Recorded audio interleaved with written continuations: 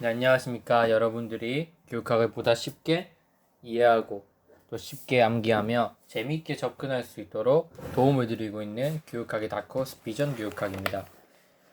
지난 시간은 우리 협동학습의 어떤 탄생 배경, 협동학습의 구성 원리, 유형, 장단점 이런 것들에 대해 살펴보았죠. 그래서 협동학습의 유형 중에서 다양한 유형들이 있는데 예를 들면 뭐 직소 모형이라든지 STAD, 그 다음에 TAI, 쿠프 모형, 다양한 모형들이 있었습니다. 그래서 그 중에서 우리 이제 세부 유형을 살펴볼 텐데 가장 시험에 나올 확률이 높고 또 난이도가 좀 있는 직소 모형을 한번 먼저 살펴보도록 하겠습니다.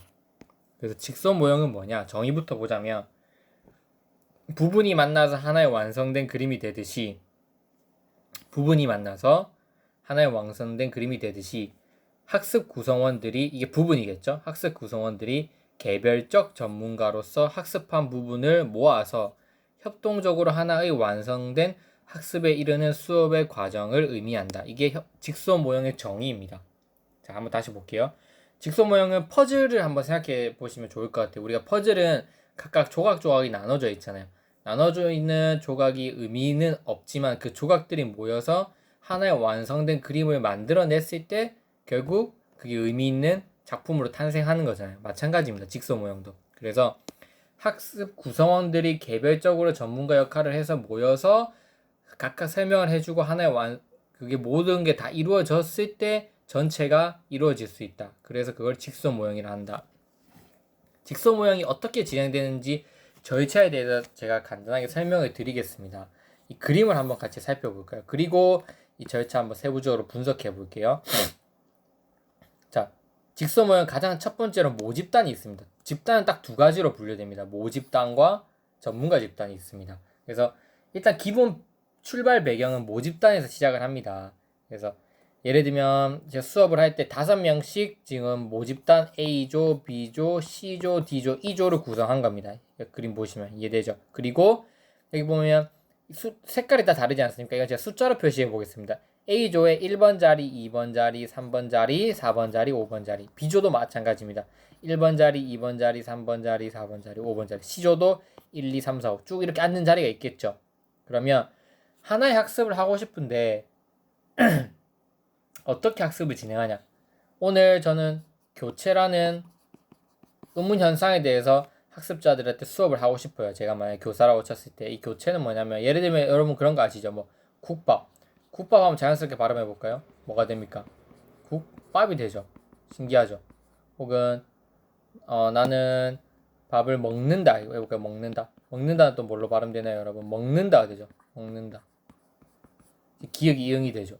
비읍이 쌍비읍이 되죠. 이런 걸 의문 현상이라고 하는데, 자, 다른 걸로 교체됐잖아요. 이 교체라고 하는 하나의 의문 현상은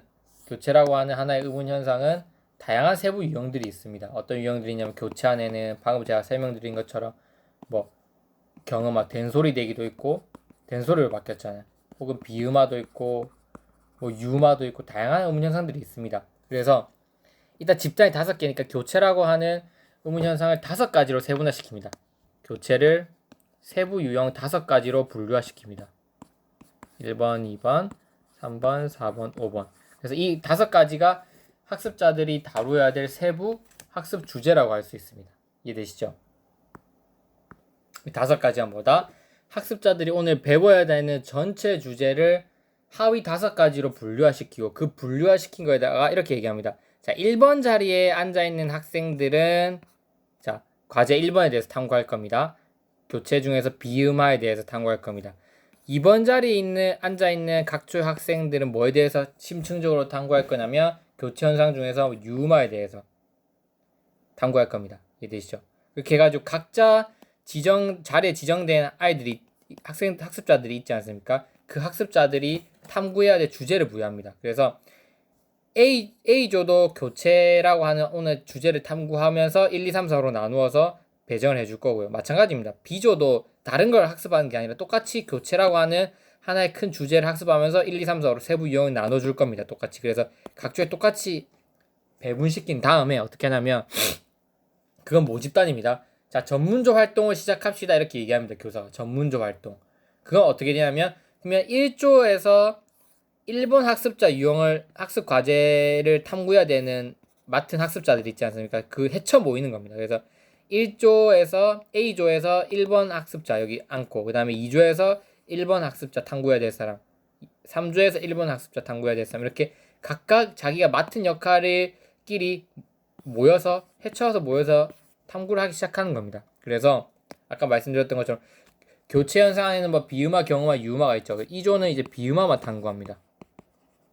2조는 경음화만 탐구합니다. 2조는 뭐 유음화만 탐구합니다.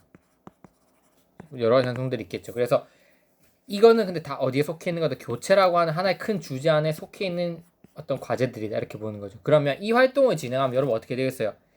이 비음화를 연구하는 조는 솔직히 말해서 경음화, 유음화에 대해서는 잘 모르지만 비음화 하나만큼은 뭐가 되겠어요? 여기 비음화 주제 하나만큼은 전문가가 되는 거예요. 자, 경음화 주제를 탐구하는 학습자들은 비음화나 유음화나 다른 교체 현상에 대해서는 잘 모르지만 경음화 하나만큼은 전문가가 되는 겁니다. 즉 자기가 맡은 어떤 하나의 소주제 그거에 대해서만큼은 그 누구보다 다른 학생보다 전문가가 된다는 거죠. 그래서 전문적 활동을 마친 다음에 어떻게 다시 모집단으로 복귀를 시킵니다. 이 학습자들을. 그래서 어떻게 복귀시키냐면 복귀시킨 다음에 하는 일들은 뭐냐? 자, 내가 아까 전문적 활동을 하면서 비음화에 대해서 탐구했거든. 그래서 B는 또 똑같이 자 얘기하겠죠. 자, 내가 비음화에 대해서 탐구했거든. 난 비음화에 대해서 탐구했거든. 각자 조에 돌아서 얘기하는 겁니다. 어떤 이야기들을 주고 왔냐면 비음화의 정의는 이거고 비음화의 특징은 이거고 근데 비음화가 일어나는 환경은 이거고 비음화는 강력하기 때문에 뭐 어떤 경우에서 일어나야 돼. 이렇게 쭉 어떻게 A가 1조에서는 이 1번 학습자가 비음화에 대한 교사가 되고 이 B조에서는 B학습자가 교사가 돼서 어떻게 비계 활동을 제공하는 겁니다. 한마디로 교사가 돼서 설명해 주는 거예요. 전문가로서. 학습이 다 끝났어요. 그러면 질문하겠죠. 근데 이거 비음화 이거 맞아? 대답해줘. 피드백 해주고. 근데 잘 모르는 경우 어떻게 교사가 선생님 잘 모르겠는데요 하면 교사가 와서 도와주는 겁니다. 이해되십니까 여러분? 이 전문적 활동? 즉 이렇게 이 A조에서는 비음화 현상 먼저 설명이 다 했다 이렇게 진행되잖아요. 맞죠? 비음화 현상 탐구한 학생 질문하겠죠. 그럼 여기서 끝나냐? 끝이 아니고 그 다음부터는 뭐 이제 다른 두 번째 그 소주제를 탐구한 학생이 이제 교사가 돼서 쭉 설명을 해주겠죠. 다른 학생들한테 이렇게 맞죠? 그래서 이거 하나가 다 퍼즐이라는 겁니다. 따지고 보면. 그래서 이 학습자가 탐구한 거 다른 모집단의 다른 구성원들에게 설명이 끝나고 그다음 두 번째 학습자가 탐구한 거 모집단 그 구성원들에게 다 설명하고 세 번째 학습자, 네 번째 학습자, 다섯 번째 학습자가 설명한 게 다 끝나게 된다면 그러면 퍼즐이 다 맞춰지는 거잖아요. 맞죠? 그렇게 퍼즐이 다 맞춰지고 나야지 이 학습자 A는 하나, 둘, 셋, 넷, 다섯 가지에 대한 그 과제, 소주제에 대해서 다 학습이 이루어지고 학습 전체가 끝이 나는 거겠죠. 그런 방식으로 협동학습을 진행하는 것을 직소 모형이라고 그럽니다. 신기하죠? 그래서 이렇게 전문가 집단을 운영하고 모집단 두 개의 집단을 운영하는 이게 키포인트입니다. 이것만 기억하시면 돼요. 직소 모형은 모집단 운영하고 전문가 집단 운영하고 다시 이렇게 갔다가 다시 모집단으로 복귀하고 어떻게 한다? 비계 활동을 제공한다. 그래서 그거에 대한 설명이 여기 절차에 나와 있습니다. 한번 볼까요? 소집단을 구성하여 이때 소집단은 모집단을 의미하겠죠? 각각의 집단에게 A 집단, B 집단, C, D, E 집단이 있죠. 각각의 집단에게 동일한 과제를 유형화시켜서 배분한다. 그래서 동일한 과제를 유형화시킨다고 말씀드렸죠. A 집단에도 교체 1, 2, 3, 4, 5, B 집단에게도 교체 현상이 1, 2, 3, 4, 5 이렇게 유형화시켜서 배분을 한다. 죄송합니다. 그리고 각각의 이제 소집단 내부의 구성원들이 각자 맡은 역할을 정하고 전문적 활동을 한다. 그래서 이제 1번, 2번, 3번, 4번, 5번 이렇게 탐구할 사람이 다 정해지겠죠. 그러면 어떻게 모집단에서 전문가 집단에서 무슨 활동을 한다. 이걸 무슨 활동이라고 그런다? 전문적 활동이라고 그런다. 그래서 자기가 맡은 소주제 탐구하고 각각 맡은 바를 습득한 다음에 원래의 집단으로 다시 복귀해서 다른 학습자들에게 비계 제공을 한다. 이 학습자에게 이 첫 번째 학습자 B계를 제공해주면서 자기가 탐구한 것들을 설명해 준다. 이렇게 된다. 단 평가는 개별 평가 및 개별 보상을 진행한다. 즉 소집단 평가를 하지 않고 개별 평가 및 개별 보상을 진행하고 학습을 끝낸다. 개별 평가 및 개별 보상을 하는 이유는 뭐겠어요? 이렇게 하게 되면 무임승차나 봉효과를 막을 수 있겠죠. 앞에서 했던 것처럼. 왜냐면 내가 학습한 거는 내가 시험을 쳐야 되니까, 잘 쳐야 되니까, 어떤 다른 사람한테 의지할 수 있는 게 아니잖아요. 집단 평가가 아니니까. 그래서 자기가 맡은 부분 열심히 하고 다른 친구들이 수업하는 거 열심히 듣고 그렇게 하면서 어떻게 개별 평가, 개별 보상을 시행하게 되면 어떤 무임승차 봉효과를 막으면서 이제 학습을 마무리할 수 있게 된다. 이게 직소모임이 처음 탄생했을 때 어떤 가장 큰 절차자 배경이라고 생각하시면 됩니다. 이해되죠?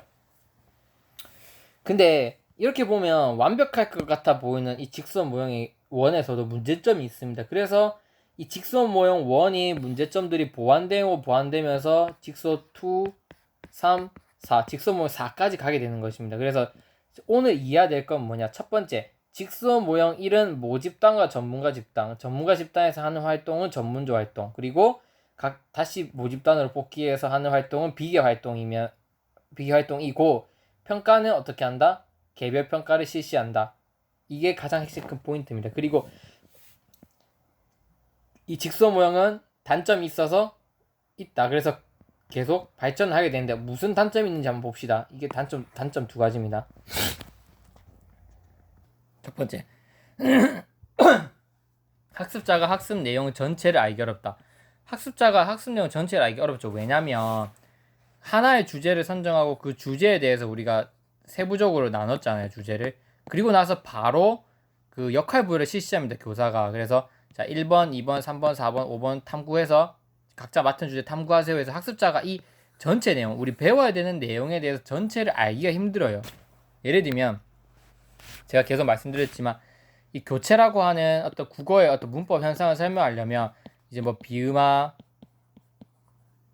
그다음 뭐 유음화, 그다음에 경음화 이런 현상들이 있다 그랬죠. 그러면 일단 교사가 설명해 준 게 맞잖아요. 봐봐. 비음화라고 하는 거는 이런 현상이고 이런 현상에는 무엇이 있다. 이렇게 교사가 1차적으로 강의식 수업을 하든지 뭘 통해서 교체 현상은 뭐고 비음화 현상은 뭐고 이런 거에 대해서 설명을 해줄 필요가 있습니다. 근데 이런 현상이 없죠. 그 다음에 또 자 우리가 오늘 배울 게 교체인데 교체 안에는 비음화가 있고 비음화는 이런 의문 현상이고 그래서 우리가 이걸 탐구해야 된다. 이렇게 또 설명을 하고 또 2번 자 두 번째 교체 안에는 비음화 말고 이런 현상이 있고 이렇게 이래서 이렇게 하나 둘 셋 넷 다섯 개 다섯 가지를 학습자들에게 다 설명하고 자 그러면 이제 너네가 그 각자 원하는 걸 한번 소주제를 선택해서 한번 탐구를 해봐 이렇게 진행하면 학습 전체를 뭔가 학습할 수 있게 되잖아요. 강의식으로 비음화 현상도 교사 설명해주고 유음화 교체 현상 다 강의식으로 설명해주고 탐구시키면 되는데 그런 현상이 없고 그냥 이 전체 과제를 이게 쪼갠 다음에 그걸 바로 탐구시켜 버리니까 학습자들이 내용 전체를 알기가 어렵다는 거예요, 솔직히. 이게 가장 큰 단점이고 직소원의 단점이었고 두 번째 단점은 뭐였냐? 개별적 보상이 이루어지기 때문에 협력이 이루어지지 않는다. 이거 왜 협력이 안 이루어지냐면 전문가 집단에서 열심히 배워왔어요. 그래서 모집단으로 복귀하겠죠. 근데 복귀해서 이제 설명을 해줘야 돼요, 모집단 애들한테. 근데 평가는 개별 평가가 일어나잖아요. 그래서 한번 생각해보세요, 여러분. 그래서 일단 A가 설명을 해줍니다. 이 A가 나머지 애들한테 설명을 해주겠죠. 자, 이게 확대시켜서 한번 볼게요. 자, 1번, 2번, 3번, 4번, 5번. 1번끼리 모여서 각 문단에 1번끼리 모여서 전문적 활동을 하고 와서 1번이 이제 설명합니다. 자, 봐봐. 나 이걸 탐구했는데 2, 3, 4, 5한테 계속 설명해서 이해를 시켜요. 근데 4, 5번 애들이 이해를 잘 못하는 거야, 생각보다. 그러면 1번이 답답한 거지. 답답한데 계속 설명을 해줄까? 안 해준다는 거죠. 왜? 힘드니까. 4번, 5번을 완벽하게 이해시킨다고 한들 자기한테 돌아오는 이득이 없거든요. 평가는 다 어떻게? 개별 평가, 개별 보상이니까. 즉, 내가 가지고 있는 내용을 4번, 5번, 일단 일반적으로 설명을 하는 건 당연한 거고, 그래야지 다른 애들도 설명을 해줄 테니까. 일반적으로 설명을 하겠죠. 그래서 설명하는데, 4번, 5번 애들이 너무 이해를 못 하는 거야. 그래서 막 질문을 해, 나한테. 1번, 4번이, 이거 맞아? 하는데 1번이 귀찮은 거야. 아니, 어차피 왜 저걸 못 알았지? 이러면서 상호작용을 감소할 수밖에 없어. 왜냐면 개별평가를 하니까. 그래서 1번, 2번, 3번, 4번, 5번 다 들었어. 그래서 5번은 1, 2, 3, 4 내용을 다 이해한 거야, 이제. 자기 거만 설명할 차례가 온 거야, 5번은. 맞죠? 1번, 2번, 3번, 4번 거 다 이해했어. 5번? 대충 하는 겁니다. 왜? 난 어차피 애들 거 다 들었잖아. 그래서 내가 내 거 굳이 열심히 설명해 줄 필요가 뭐 있어. 나는 어차피 내 거에 대해서는 전문가 수준만큼 잘 알고 있는데 대충 설명하면 상호작용 능력이 낮아지는 겁니다. 그래서 어떻게 된다? 이렇게 상호작용 집단 보상을 안 해주니까 개별 보상만 실시했거든요. 직소 모형 1에서는 그 집단에서 개별 보상만 실시하니까 뭐 상호작용력, 협력력, 서로 협력하는 게 감소한다는 거죠. 이 두 가지 문제를 한번 보완해 보자. 그래서 나온 게 직소 모형 2입니다. 이해되시죠? 그래서 지금 15분 정도 지났는데 자 보세요. 직소 모형 1의 가장 큰 핵심은 뭐다? 학습 구성원들이 개별 전문가로서 학습한 부분을 모아서 협동적으로 하나의 완성된 학습이 이런 수업 과정이다. 그래서 개별적 전문가, 그 다음에 협동적, 그래서 하나의 완성된 학습, 이 키포인트고 그 중에서도 가장 중요한 건 뭐다? 모집단과 전문가 집단, 전문조 활동, 비계 작용 이런 키워드들을 기준으로 어떻게 절차가 진행되는지를 이해하고 그리고 직소 모형 1이 가지고 있는 단점이 두 가지 뭐다? 학습자들이 학습 내용 전체를 알기가 힘들다. 두 번째 뭐다? 개별적으로 보상이 실시되다 보니까 다른 학습자들을 도와주는 협력적인 어떤 태도가 부족하게 된다. 이런 문제 때문에 이걸 보완하기 위해서 기본 틀은 그대로 가지고 가는 직소 모형 2가 등장하게 됩니다. 그래서 다음 시간에는 직소 모형 2에 대해서 자세히 한번 다뤄보도록 하겠습니다.